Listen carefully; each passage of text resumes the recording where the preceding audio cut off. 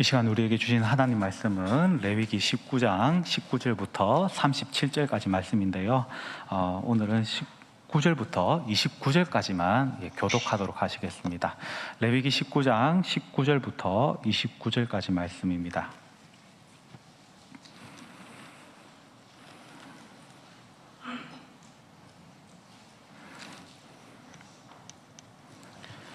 찾으셨으면 한 절씩 교독하시겠습니다.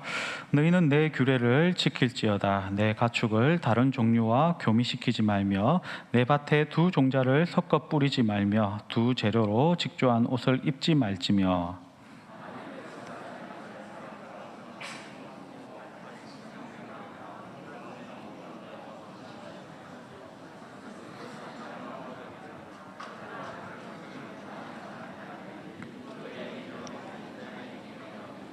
그 남자는 그 속건제물 곧 속건제의 수장을 회막문 여호와께로 끌고 올 것이요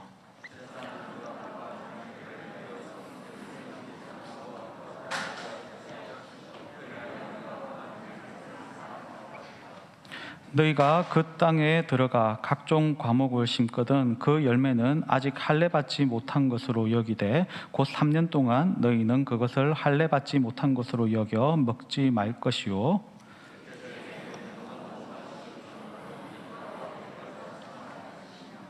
다섯째 해에는 그 열매를 먹을지니 그리하면 너희에게 그 소산이 풍성하리라. 나는 너희의 하나님 여호와이니라.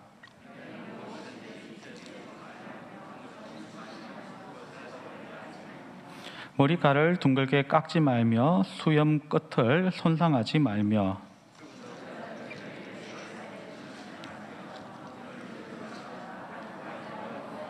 29절을 다 같이 읽겠습니다. 내 딸을 더럽혀 창녀가 되게 하지 말라. 음행이 전국에 퍼져 죄악이 가득할까 하노라. 아멘.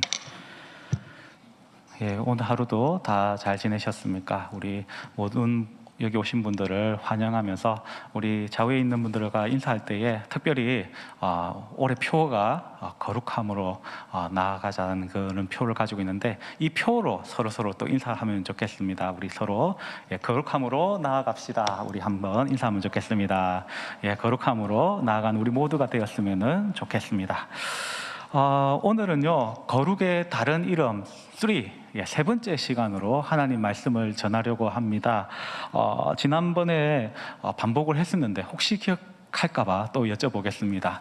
거룩의 다른 이름 두 글자로 뭐였습니까?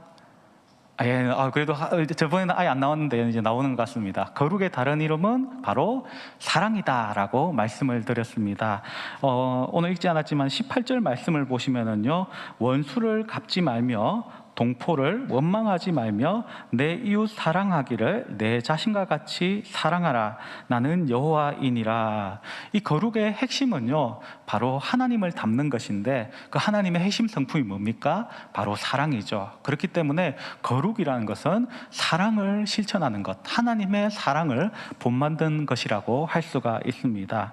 그리고 지난 시간 거룩의 다른 이름 2 시간으로 해서 이제 18절까지 이후에 즉 19절부터 이후 부분들을 살펴보기 시작을 했었는데요. 잠시 그림이 혹시 준비되었으면 한번 띄워주시면 좋겠습니다. 첫 번째 그림을 한번 보시면은 19절 이하부터 37절까지 내용이 이렇게 왜 자동으로 넘어갈까요? 거기까지만 해주세요. 37절까지 이제 내용이요, 바로 이와 같이 이제 많은 내용들을 담고 있습니다. 이 내용들을 하나하나씩 풀면은요, 아마 이것으로 저는 연말까지 오래 먹을 수 있을 것 같습니다. 그렇기 때문에 이 부분들 중에서 또 오늘날 우리가 현대에서 살아가면서 조금 이 본문은 이해하기가 좀 이상하다, 뭐 좀 매끄럽지 않다, 이런 부분들만 중심으로 조금 다뤄보려고 하고요. 그런 부분들을 제가 이제 색칠을 좀 해놨는데요. 이제 그 다음 장면 한번 보여주시죠. 예, 이게 이제 지난 시간에 보았던 그 말씀입니다. 19절 말씀은 우리의 의식주에 있어서도 하나님 앞에 거룩을 지켜나가야 되는데 특별히 혼합을 해서는 안 된다라는 그런 주제로 말씀을 전했습니다. 즉, 이 혼합을 하지 않는다는 것은 이방 세계를 본받지 않는다는 그런 뜻이고요. 그리고 23절부터 25절은 우리의 생계, 즉 우리의 경제 생활에 있어서도 하나님 앞에서 거룩을 지켜나가야 되는데 이 과실수확 관련 규례를 지킴으로 말미암아서 나의 먹고 사는 것조차도 하나님께 맡기고 또 세상을 바라볼 때에 우리가 나의 세상의 그런 이방의 관점들을 보는 것이 아니라 하나님의 관점으로 세상을 바라보아야 한다라고 말씀을 전해드렸습니다. 그 다음 장면 한번 보여주시죠. 예, 그 다음 그림 한번 보여주시면은요. 예. PPT. 예. 오늘 색깔이 잘 보이실지 모르겠는데, 예, 연하지만은 약간 붉은색으로 되어 있는 저 부분은요, 성에 관련된 부분들입니다. 정원한 요정과 간음을 금지하는 규례와 또 29절에 보면은 딸 매음 금지 명령이 있는데 이 부분을 먼저 살펴보고, 그리고 이제 약간 누른 색깔로 되어 있죠. 26절부터 28절에 있는 이방인 풍습 금지 규례를 한번 살펴본 다음에 이제 맨 마지막 결론으로서 우리 37절 말씀을 하고 오늘은 19장 내용을 이렇게 마무리하도록 하겠습니다. 먼저 20절부터 22절 내용을 보시게 되면은요, 다른 사람에게 시종으로 팔기로 한 여종, 이 여종에게 성폭력을 저지른 사건에 대해서 기록을 하고 있습니다. 20절을 보시게 되면은요, 이 여종에 대해서 여러 가지로 이렇게 정의를 하고 있는데요. 여러분들이 성경을 보시게 되면은 한글 성경으로도 이렇게 보면은 뭐 제가 노란색으로 표시하긴 했지만은 몇 개로 이렇게 정의를 하고 있습니다. 그런데 이 번역이 그렇게 아주 매끄러운 편이 아니어서 좀 원문의 내용을 가지고 조금 설명을 드리려고 합니다. 첫째, 이 여종에 대해서 이제 원문에서는 뭐라고 정의를 하고 있냐면은 시크밧 제라라고 일컫고 있습니다. 이때 제라라는 것은 씨를 의미하는데 시크밧 제라 하면은요, 이게 이제 개역 개정 성경인데 개역 한글 성경에 보면은 그냥 여종이라고 번역하지 않고 시종이라고 번역을 하고 있는데 이 시크밧 제라를 시종이라고 번역했다고 볼 수가 있습니다. 이것은요 바로 이제 자손, 씨를 위한 동침, 즉 대리모를 의미하는 그런 말입니다. 아브라함의 첩인 이 하갈의 경우에가 바로 시크밧 제라라고 볼 수가 있습니다.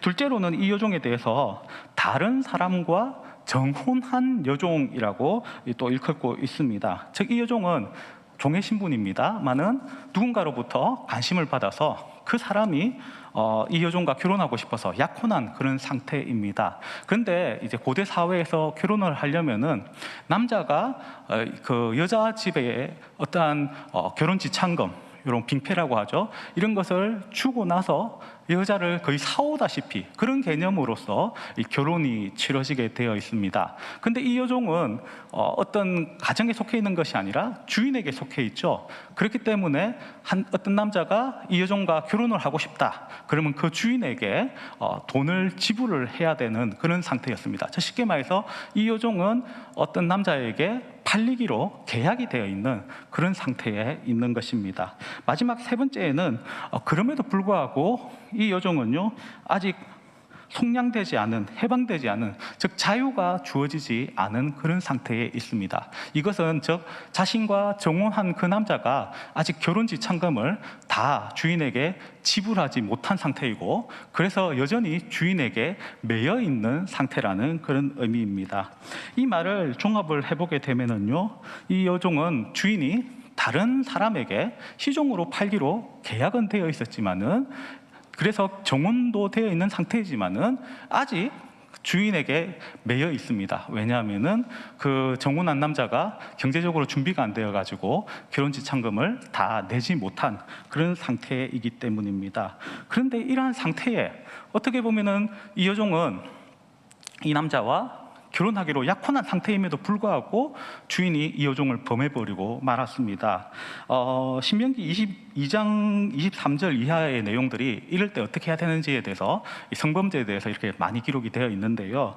일반적인 경우에 남성이 정혼한 여성을 건드린다 그러면 사형에 해당을 합니다.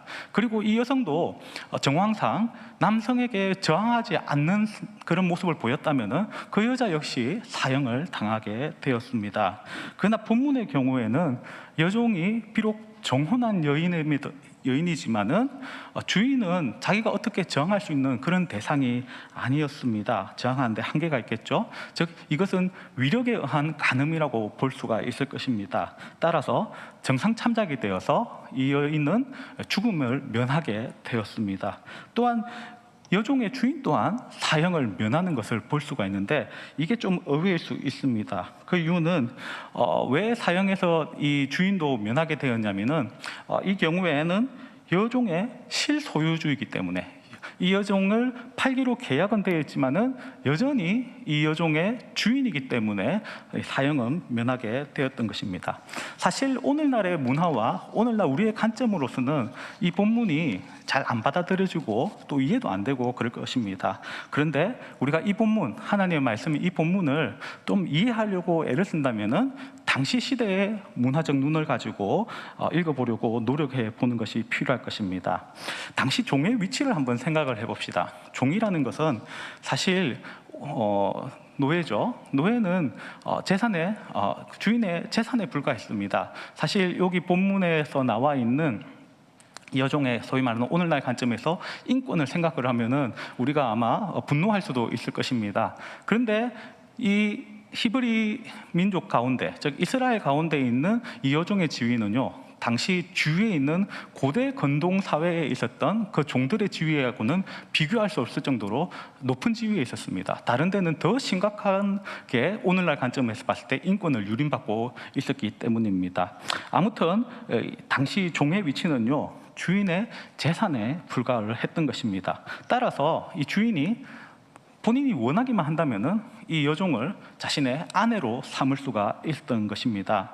그리고 여종은 이제 정혼한 상태라고 했는데, 정혼은 했지만은 아직 그녀의 주인에게 대가가 완전히 지불되지 않는 그런 상태였습니다. 즉 계약이 완료되지 않는, 그래서 해방되지 않는 그런 신분이었던 것입니다. 따라서 주인은 이 여종을 범한 것에 대한 배상을 그 정혼한 남자에게 하지 않는 것을 오늘 본문에서 볼 수가 있습니다.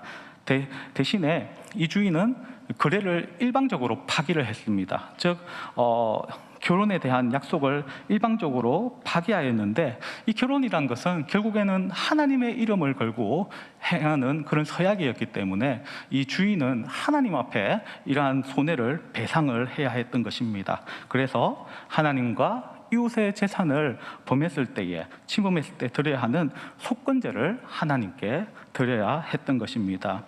이후에 이 여종이 어떻게 되었을까? 사실 오늘 본문에서도 다루지를 않고 있고요. 그리고 주석서들을 여러 권을 찾아보아도 이런 경우 이 여종을 어떻게 취급했는지에 대해서, 이후에 어떻게 후 조치를 했는지에 대해서 좀 찾아보기가 힘들었는데요. 성경 전체의 문맥을 고려해가지고 이 본문을 생각을 해보면요, 이 성적인 결합이라는 것은요, 둘이 하나가 되는, 즉 한 육체가 되는 것을 의미합니다. 둘이 하나가 되기 때문에 이 결혼 관계에서 벗어난 다른 모든 성적 결합 단계는 다 정죄를 받습니다. 심지어 돌팔매질을 당해야 되는 죽임에 처해지는 그러한 죄로 성경은 간주하고 있습니다. 또 약속하지 않는 남녀가 결혼도 하기 전에 간음을 범했다, 이런 경우에는 돌로 쳐 죽이지는 않았습니다. 대신에 남자는 이 여성을 욕보였기 때문에 반드시 여자의 집에 그 손해를 배상을 하고 결혼 지참금을 준 다음에 이 여인을 자신의 아내로 삼고 결코 버릴 수 없도록 이 성경의 법은 정해놓고 있습니다. 이런 부분들을 다 유추해서 한번 생각을 해보면요, 이 본문의 경우에는 정혼한 남자와의 계약이 파기되지 않습니까?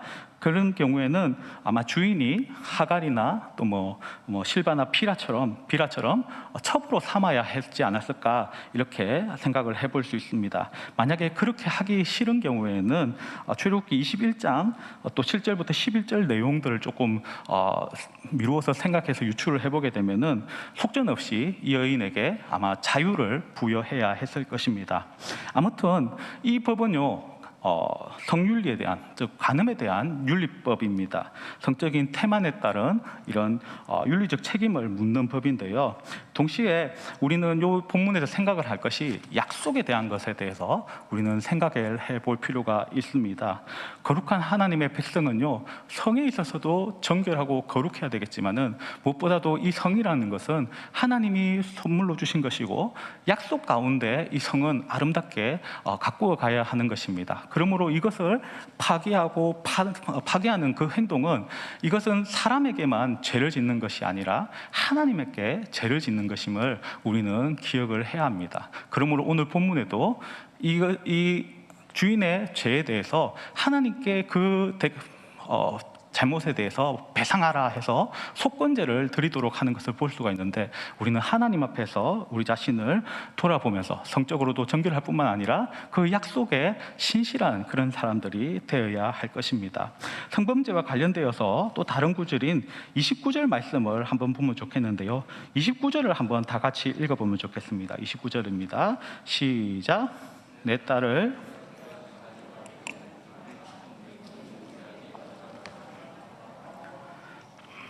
역시 오늘날 시각을 가지고 이 본문을 본다면은 본문을 좀 이해하기 힘들 것 같습니다. 아니, 어느 부모가 아무리 그 부모가 악한 자라고 할지라도 자기 딸을 이렇게 취급할 수 있을까? 우리는 도무지 이해가 안 됩니다. 그런데 당시 가나안 풍습에서는요, 딸에게 이러한 매춘 행위를 시키는 일들이 종종 있었다고 합니다. 이것은 그냥 매춘 행위를 하는 것이 아니라 신전 창녀로서 이렇게 일하도록 하는 것이죠. 이것은 무엇이냐면은 바알 신전은 여러분도 아시다시피 성적으로 아주 문란한 그러한 신당이었습니다. 그래서 이 딸로 하여금 신전에 고용되어서 자기들이 주장하는 이 거룩한 예식 가운데서 그냥 공적으로 매음을 함으로 말미암아서 신전 창녀로 이렇게 포장된 그런 내용을 가지고 이와 같이 매음을 시켰던 것입니다. 이 고대 권동지방에서는요, 딸을 부모의 재산으로 취급을 했었습니다. 그래서 이와 같은 일들을 했었고요. 부모의 유산 같은 경우에도 아들에게만 주어지게 되어 있었는데요. 함무라비 법전에 의하면은 이처럼 신전 창녀로 바쳐진 딸의 경우에는 부모에게 유산을 받을 수 있는 권리를 받았다고 합니다. 이러한 법에서 우리가 알 수 있는 것은 이처럼 부모가 자신의 딸을 이처럼 신전 창녀로 바치는 것이 당시의 합법이고 또 이것이 유행했다는 것을 우리는 알 수가 있습니다. 또 이런 문화를 볼 수 있는 장면이요, 창세기 38장입니다. 창세기 38장에 가면 누가 나오는지 기억이 나십니까? 바로 유다와 다말 이야기가 나오죠. 38장에 보게 되면은 유다가 자신의 며느리를 창녀인 줄 알고 동침하는 그런 장면이 나오고 있습니다. 그런데 창세기 38장 21절에 보면은 이 창녀라는 단어에 주석이 달려 있습니다. 뭐라고 달려 있냐면은 히브리어로 크데샤라고 되어 있는데요. 크데샤, 이거 자음만 취하면 어떻게 됩니까? 키역 디귿 시옷이죠. 여러분, 거룩이 히브리어로 뭔 줄 아십니까? 카도시 아닙니까? 역시 자음만 취하면 키역 디귿 시옷입니다.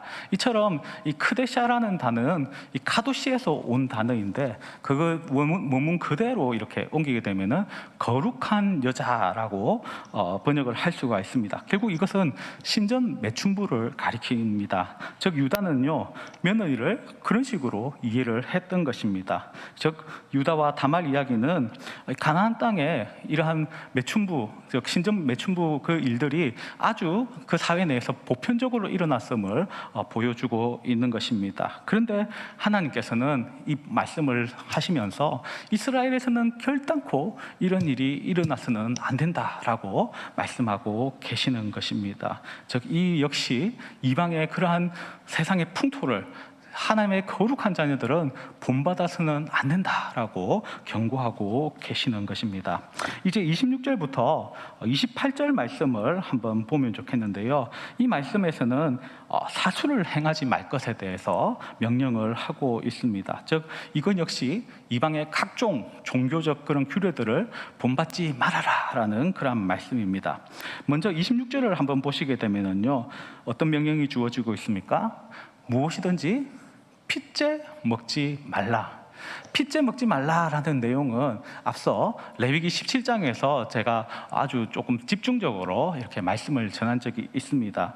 이스라엘 백성들은 생명의 권한을 상징하는 이 피를 절단코 먹어서는 안 된다라고 말씀을 드렸는데요. 그런데 이 본문에서 나와 있는 핏째 먹는 것은 또 17장에 나와 있는 핏째 먹는다 하고는 약간 문화적 차이가 있습니다.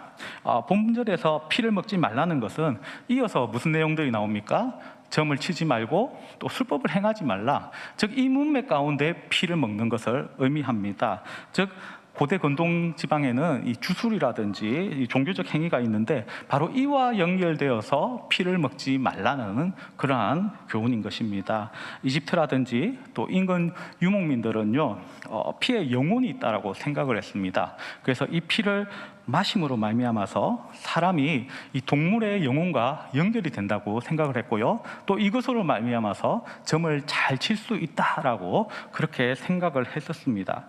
즉, 결국 이 본문은 이방의 그러한 악한 습관들을 본받지 말라라는 그러한 명령인 것입니다. 즉, 이교의 풍습의 이런 것들을 본받지 말라는 것인데, 그렇다면 왜 이방 세계에서는 이렇게 피를 마시고 점을 치고 하는 일들이 발달을 했을까요? 그 이유는 우리의 미래는 불확실하지 않습니까? 그래서 이 불확실한 미래에 대해서 알고 싶기 때문에 어떻게 보면은 미신적이고 주술적인 것인데, 그런 인간의 본성에 따라서 이와 같은 악을 행하였던 것입니다. 그러나 하나님의 백성들은, 우리 성도들은 세상과 구별되어서 그것이 나도 미래를 알고 싶고 나도 장래의 일을 밝히 알고 싶지만은 그럼에도 불구하고 이러한 이방의 것을 끊고 하나님만 바라보는 그러한 자녀들이 되어야 하는 것입니다. 이제 27절을 보시게 되면 이렇게 말씀하고 있습니다. 머리칼을 둥글게 깎지 말며. 그림을 한번 보여주시면 좋겠는데요. 아까 제가 잠시 나왔다가 들어갔는데요. 네 번째 그림을 보여주시면은, 지금 보시면은 소위 말하는 투블럭 이런 머리들이죠. 이게 보면은 한쪽 모서리에서부터 시작해갖고 쭉 둘러서 반대쪽까지, 사실 오늘날 제일 많이 하는 남자들 헤어스타일 아니겠습니까? 본문에 보면은 머리칼을 둥글게 깎지 말라. 이게 무슨 뜻일까요? 최신 헤어스타일 하면 안 된다, 이런 뜻일까요? 사람의 머리라는 것은요, 사실 그 사람의 민족이라든지 직분이라든지 문화라든지 종교를 알 수가 있죠. 클릭 한 번만 해주시면은요, 자, 지금 보시면은 지금 보면 어떤 민족들이 나오죠. 자, 여러분들 보시기에 맨 왼쪽에 있는 사람은 어느 나라 사람일까요? 조선시대 사람일 것입니다. 지금 보면은 긴 머리를 이렇게 틀어 올려서 상투를 이렇게 하는 것을 볼 수가 있고요. 가운데 사람은 일본 헤어스타일입니다. 그리고 맨 끝에 있는 것은 중국 청나라 시대 때인데, 중국 청나라 시대가 보면은 맨 앞에 있는 것이 정기고, 그 다음이 중기고, 그 다음에 뒤에가 말기라고 보실죠. 만기인데, 보면은 점점 헤어스타일이 보실 때 숱이 더 풍성해지는 것을 볼 수가 있습니다. 말기로 갈수록 좀 헤어스타일이 더 많아지는 것을 볼 수가 있는데, 이런 것을 보았을 때에 저 사람이 저 머리 스타일 한 거 봐서 어느 민족, 어느 나라 사람이구나, 또 어느 시기 사람이구나 하는 것을 헤어스타일을 보고 알 수가 있었던 것입니다. 그렇다면 자, 이 사람은 어디 사람인 것 같습니까? 누구인 것 같습니까? 유대인이죠. 자, 유대인들 보면은 수염이 이렇게 쫙 나와 있고, 그리고 구렛나루도 그냥 일반적으로 있는 것이 아니라 아주 길게 내려와 있는 것을 볼 수가 있습니다. 오늘날 유대인인데요. 오늘 본문 27절에 보면은 수염 끝을 손상하지 말며 해놓으니까 실제로 손상하지 않고 있는 것입니다.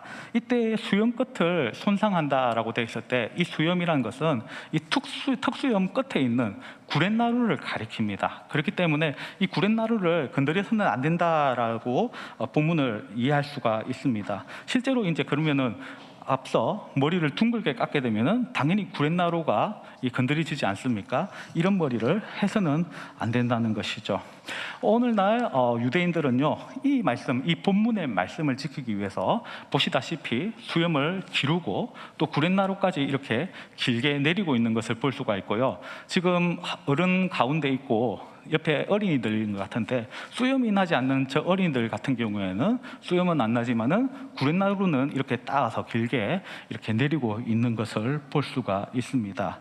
그런데 왜 본문에서는 그러면은 소위 말해서 최신 헤어스타일, 2021년 대한민국에서 유행하는 그 최신 헤어스타일을 왜 하지 말라라고 명령을 하고 있는 것일까요?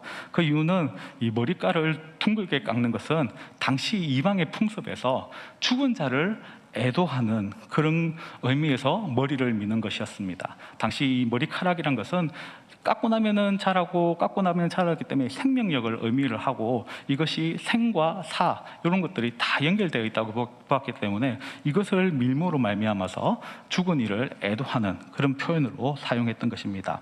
뿐만 아니라 역사가 헤로도투스에 의하면은요, 이 아랍 부족 중에서 오르탈이라는 신을 섬기는 그런 족속이 있었습니다.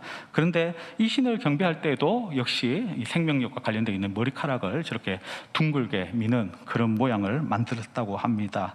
그래서 하나님께서는 이스라엘 백성들로 하여금 죽은 이에게 매이지 말고 이방신에게 매이지 아니하도록 하기 위하여서 이방의 예식을 따르지 말라, 즉 악의 어떠한 모양이든지 따르지 말라라고 말씀을 하고 있는 것입니다.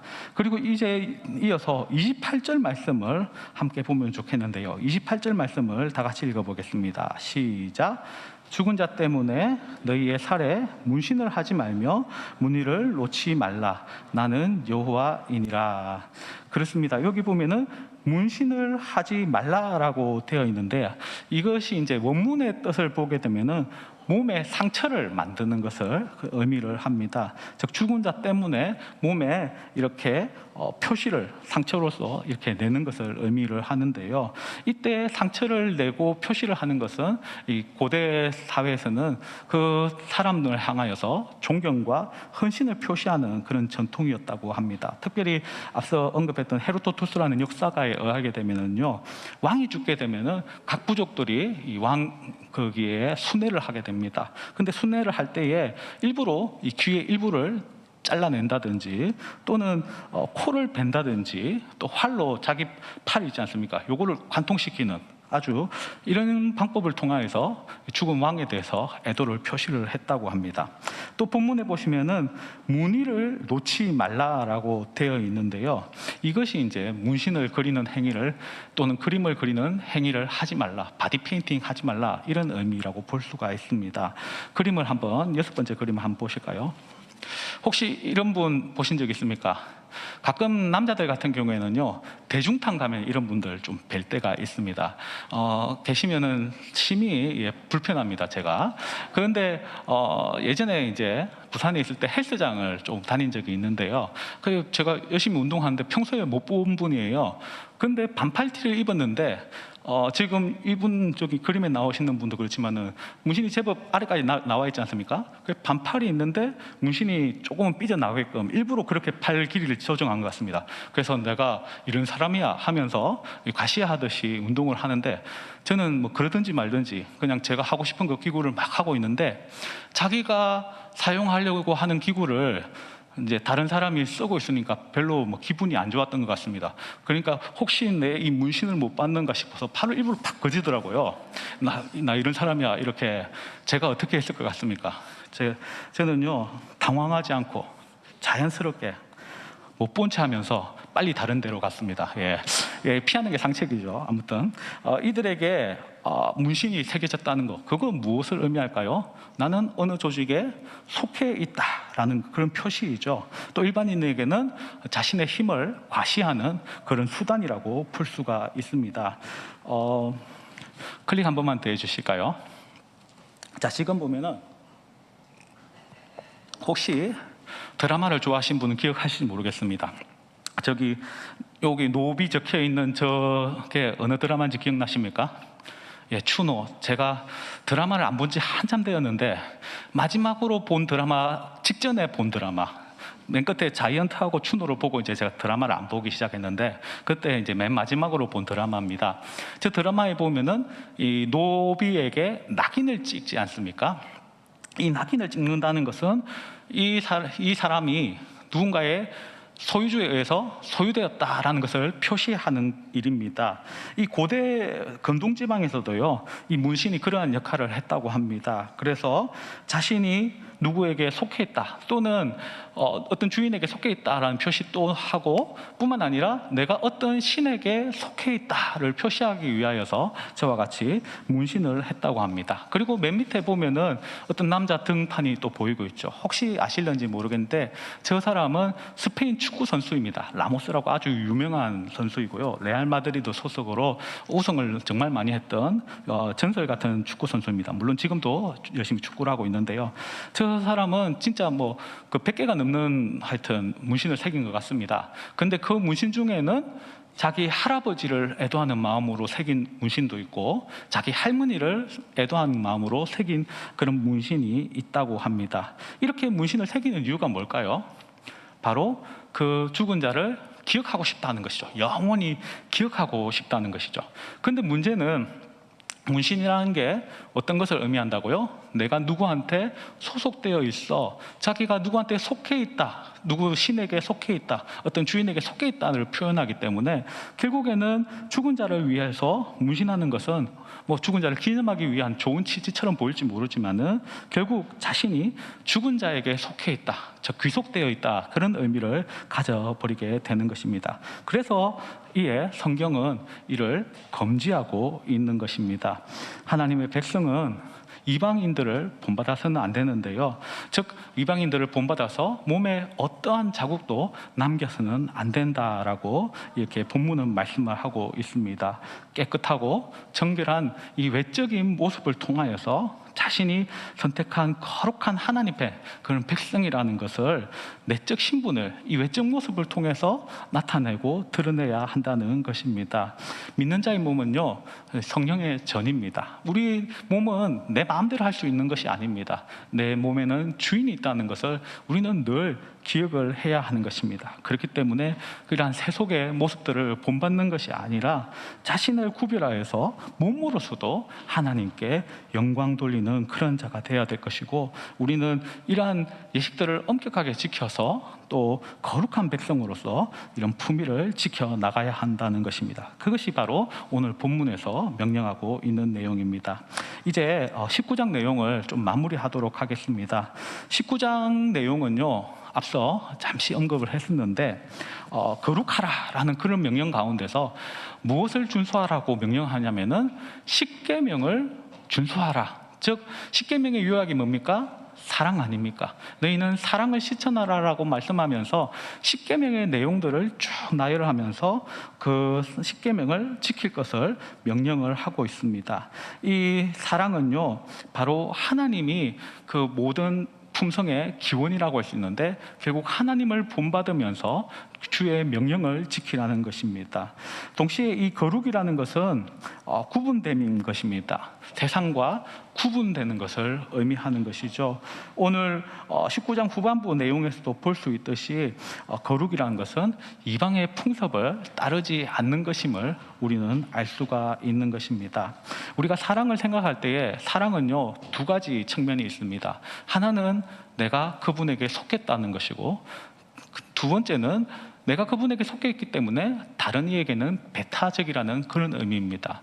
어떤 연인이 있으면은 한 남자가 한 여자가 또 둘이 사랑을 하게 되면은 그들은 서로에게 속하게 되지만은 대신에 이전과 교제했던 그런 다른 남녀의 관계 같은 경우에는 다 배타적으로 바뀌는 것을 우리는 볼 수가 있습니다. 그렇기 때문에 우리는 이방의 풍속들, 세상의 풍속들 이런 것을 하나님과 함께 향유하고 섬기고 하는 일들을 해서는 안 되는 것입니다. 근데 우리가 여기에서 거룩이라는 것은 사랑을 실천하는 것이구나 한 것까지는 알겠는데, 여기에서 그렇다면은 무엇이 진짜 사랑인가? 사랑의 기준이 무엇인가? 우리는 질문하지 않을 수가 없습니다. 사실 어떠한 것이 진리다, 정의다라는 것은 거의 대부분이 상대적이지 않습니까? 우리나라에서 말하는 정의, 또 선이 뭔가 하는 거하고 북한에서 말하는 정의, 선은 분명히 다를 것입니다. 우리가 생각하는 좋은 나라하고 북한이 생각하는 좋은 나라는 분명히 차이가 있을 것입니다. 즉 기준에 따라서 그것은 완전히 바뀌게 되는 것이죠. 이 거룩은 사랑을 실천하는 것이라고 하는데, 이 사랑의 기준이 무엇이냐에 따라서 이것은 완전히 사랑을 실천하는 모습들은 달라지게 될 것입니다. 오늘 말씀에서는 다른 사람과 정혼한 여종임에도 불구하고 사랑해서 또 동침하는 것이 사랑이다라고 주장할 수 있을 것입니다. 또 신전 장녀로서 매춘을 하는 것이 신을 사랑하는 방법이다라고 주장을 할 수도 있을 것입니다. 오늘날에는 이 동성애를 허용하는 것이 소수자를 포용하고 사랑을 실천하는 모습이다라고 주장할 수도 있을 것입니다. 또 어떤 스님을 교회에 이렇게 강대상에 세워서 이렇게 설교를 한번 시키고 강의도 한번 듣고 하는 것이 종교화합과 아름다운 사랑의 모습이다라고 주장하는 이도 있을 것입니다. 그러나 그 성경에서는 이것이 사랑의 모습이 아니라 도리어 죄라고 정죄를 하고 있는 것입니다. 하나님께서는 사랑이 뭐냐? 너희가 사랑을 실천해야 되는데 사랑이 뭐냐? 그것을 바로 규례와 법도로 제시하면서 그것을 지키라, 준수하라라고 오늘 본문에서 명령을 하고 있는 것입니다. 다시 말해서 우리는 하나님을 따라서 거룩을 행하면서 사랑을 실천해야 되는데, 이 거룩의 다른 이름이 사랑이지만은 동시에 이 거룩을 실천하기 위해서는 하나님의 말씀을 지키며 나아가야 한다는 것입니다. 오늘 마지막 절인 37절을 한번 다 같이 한번 읽어보도록 하겠습니다. 37절입니다. 시작. 너희는 내 모든 규례와 내 모든 법도를 지켜 행하라. 나는 여호와이니라. 너희는 내 모든 규례와 내 법도를 지켜 행하라. 나는 여호와이니라. 결국에는 뭘 하는 것이 거룩이라고요? 거룩은 사랑을 행하는 것인데, 그러면은 어떻게 행해야 되느냐? 바로 하나님의 규례와 법도를 행하는 것, 그것을 지켜나가는 것이 바로 거룩이다라고 말씀을 하고 있는 것입니다. 거룩의 다른 이름, 그 사랑을 실천하기 위해서는 우리는 또한 하나님의 말씀을 준수하는 자가 되어야 한다는 것입니다. 이 거룩은요, 어떤 부분에서는 새쌍둥이라고 할 수가 있습니다. 거룩에게는 똑같이 생긴 두 명의 동생이 있습니다. 하나는 여동생인데요, 그 여동생의 이름이 뭘까요? 바로 사랑입니다. 또 거룩에게는 또 다른 똑같이 생긴 남동생이 한 명이 있는데, 그 남동생의 이름이 뭘까요? 준수입니다. 우리 교회도 준수, 김준수 이런 준수가 많지만은 이 거룩의 다른 이름, 즉 쌍둥이 동생 이름이 바로 준수입니다. 바로 하나님의 말씀을 따르고 지키는 것, 이것이 바로 거룩이라고 오늘 본문은 말씀을 하고 있는 것입니다. 올해 표가 뭐였습니까? 거룩함으로 나아갑시다 입니다. 우리는 하나님의 말씀을 준수하여서 그 준수한 가운데 사랑을 실천함으로 말미암아서 우리는 거룩함으로 날마다 나아가는 주의 백성들이 되어야 할 것입니다. 그렇게 거룩한 삶을 살아가는 주의 귀한 백성들 되시기를 예수님의 이름으로 축원합니다. 우리 시간